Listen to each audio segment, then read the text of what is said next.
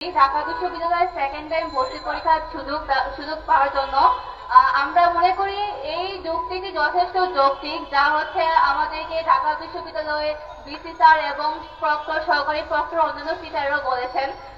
এই দাবিটি যথেষ্ট যৌক্তিক, কারণ ফার্স্ট টাইম একটা স্টুডেন্টের যে আমরা একটা ঘন্টা পরীক্ষা দিই, আমি মনে করি যে এই একটা ঘন্টা একটা স্টুডেন্টের কেরিয়ার গঠন করতে পারে না।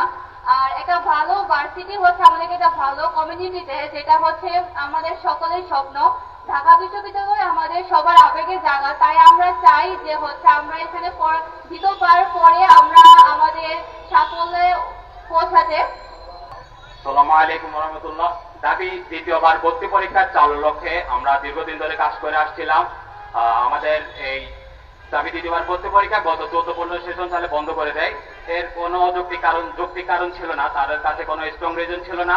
তারা এই বিষয়ে পরবর্তীতে আমাদের যত সিনিয়র বাইরে আছে, প্রত্যেক বছরে এই বিষয় নিয়ে আন্দোলন হচ্ছে। আমরা যদি আমাদের প্রতিবেশী দেশ দেখতে পাই, বাইরের দেশগুলো দেখতে পাই, তারা প্রতি বছরই তাদের যে ছাত্রদের আছে ছাত্রদেরকে 5 বার সুযোগ দিচ্ছে। আমাদের প্রতিবেশীরা তাদের দেশের ছাত্রদেরকে 3 বার সুযোগ দিচ্ছে। তাদের ছাত্ররা দেশের বাইরে রকেট পাঠাচ্ছে, ইয়া পাঠাচ্ছে, আর আমরা এখানে পাশ দিয়ে বসে আছি। আমাদের দেশের শিক্ষা ব্যবস্থায় আমরা এই দাবি আদায়ের লক্ষ্যে আমরা ভিসি স্যারের নিকট আমাদের স্মারকলিপি জমা দিয়েছিলাম। উনি আমাদেরকে আশ্বস্ত করেছিলেন যে 5 তারিখের পর উনি আমাদেরকে বিষয়টা জানাবেন। উনি না জানালে কল করে হলে জানাবেন। এর পরবর্তীতে উনি আমাদেরকে এই বিষয় নিয়ে এখন আশ্বস্ত করেননি, উনি আমাদেরকে এখনো ফিডব্যাক দেননি। এর জন্য আমরা আবারও রাস্তায় নামতে বাধ্য হয়েছি। আমরা যদি আমাদের আগামী কয়েকটা কার্য দিবসের মধ্যে আমাদের ফিডব্যাক না পাই, আমরা ইনশাআল্লাহ কঠোর থেকে কঠোর কর্মসূচি দিতে বাধ্য হব। আর যদি আমাদের এই যে সামনে পূজার বন্ধ বিবেচনা রেখে আমরা ইনশাআল্লাহ এর পরবর্তীতে কঠোর থেকে কঠোর কর্মসূচি দিব ইনশাআল্লাহ। ধন্যবাদ আমাদের সহযোদ্ধাকে। এখন আমাদের সম্মুখে কথা নিয়ে আসছেন আমাদের সহযোদ্ধা নুসরাত। আমাদের সহযোদ্ধা ঢাকা বিশ্ববিদ্যালয়ের যে সেকেন্ড টাইম ভর্তি পরীক্ষার যে দাবিটি, সেটি হচ্ছে লাস্ট 10 বছর যাবত চলে আসতেছে।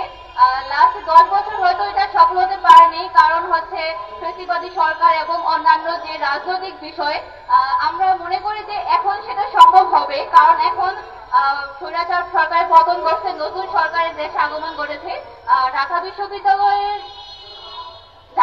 সেকেন্ড টাইম ভর্তি পরীক্ষা চাওয়ার কারণে আমরা যথেষ্ট ট্রলের শিকার হয়েছি, যেটা হচ্ছে যার কারণে হচ্ছে আমাদের সাথে স্টুডেন্টরা এখানে আসতে ভয় পায়, লজ্জা পায় যে হচ্ছে মিডিয়া বা হচ্ছে অন্যান্য মানুষ কি বলবে। আমি আমার সহপাঠী এবং সকলকে বলতে চাই হচ্ছে যে এই দাবিটি যথেষ্ট যৌক্তিক। তোমরা প্লিজ আমাদের সাথে এক হও এবং আমাদেরকে আমাদের সাফল্যে পৌঁছাতে সাহায্য করো। আর হচ্ছে যে আমরা আমাদের যে কর্মসূচি লাস্ট 1.5 মাস যাবত করে আসতেছি, সেটি খুব বড় রূপে যাতে আমরা যাতে খুব আমরা সফল হতে পারি, যার জন্য আমরা বড় কর্মসূচিতে অংশগ্রহণ করব ইনশাআল্লাহ। ধন্যবাদ সহযোদ্ধা নুসরাতকে। ধন্যবাদ সহযোদ্ধাকে। আমরা এই মুহূর্তে আমাদের একজন সহযোদ্ধা কথা বলবেন, আমাদের সহযোদ্ধা সোহেল ভাই।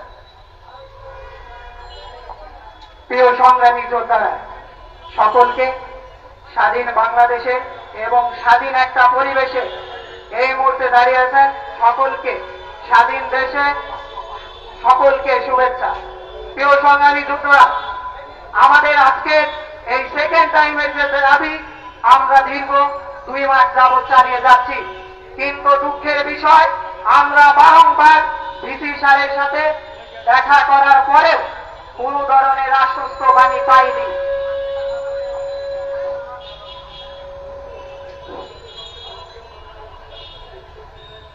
আমাদের এই যৌক্তিক দাবি, ঢাকা বিশ্ববিদ্যালয়ে যাকে বৈষম্য দূর করে নেন আতরঘর হিসাবে আমরা জানি, সেই বিশ্ববিদ্যালয় সেকেন্ড টাইম বন্ধ করে একটা প্রতিবন্ধকতার যে তালা ঝুলিয়ে রেখেছে স্বাধীন দেশে, সেটা কোনোভাবেই কাম্য নয়।